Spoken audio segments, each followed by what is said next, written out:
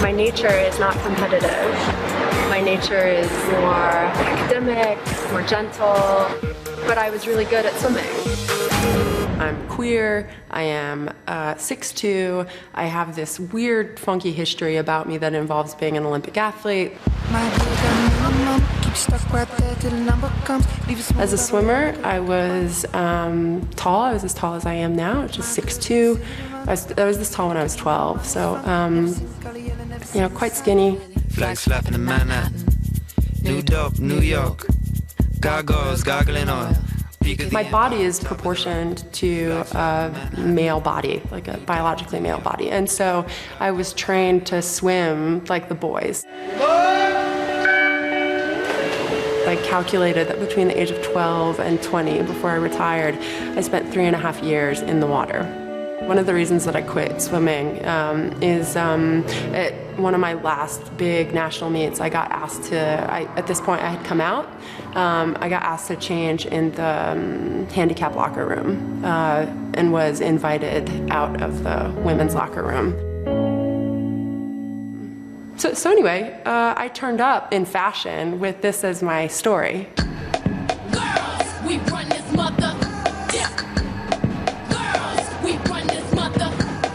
I was put in men's clothes because I fit in men's clothes. Like, the only thing that's particularly unique is that I'm biologically a woman. Girls, run the world. Girls, run the world. Photographer friend of mine, Cass Bird, she said, well, I have this shoot about a gang, but I don't want to use any boys. But I do want to call it Out with the Boys. And so she said, so can you just come and be one of the boys? And so I showed up. I'm wearing my clothes in those photos.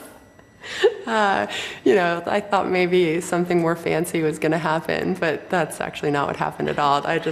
You know, that's my jacket and my t-shirt, I'm pretty sure, in most of the photos. I'm 37, so when this happened, I was 35, which is an anomaly to begin with. This is genetic luck, you know, like that's actually all that is, right?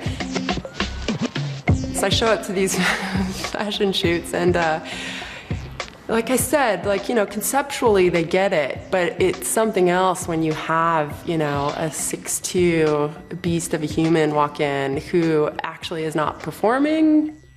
They were familiar with dressing up girls, but they weren't expecting me, you know? The idea of taking my picture suddenly became, well, do we put her in men's clothes? Like, do we put her in women's clothes? If we put her on men's clothes, then she looks like a guy. Do we put makeup on her? And I was able to just say, it's to no fault of anyone's, you know what I mean? Like, would you put makeup on a dude? And he was like, no. I was like, then you don't need to put makeup on me. You know, when people ask me, oh, well, is your work performative? I'm like, well, if I'm in a dress, then it's definitely, there's a performative component to it. There isn't really anything complicated or racy or shocking about how my masculinity manifests itself. The fact that this is a biologically women's body, then people are like, oh my God. But, you know, I pass as a guy most of the time. Like I said, people look at me weird unless I'm accompanied by, you know, friends and allies when I walk into bathrooms.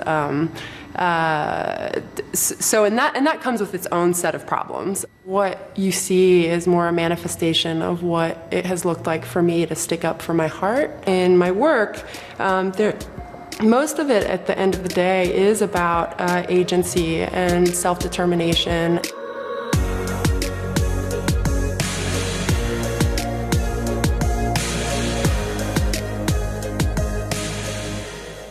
I was in Brooklyn, and there were, you know, this group of kids that was like coming down as they do. Where I come from, we call them the children. So all of like the gays and the queers and the, you know, the children, the kids, and they're kind of walking down the street. And one of them was particularly loud, and she was talking, and then suddenly she goes, "I know who you are. And she looks at me and she goes, "Thank you for doing what you're doing." And she tears up and she says, "You're making it okay for me to be here." At the end of the day, that's what I'm in the business of.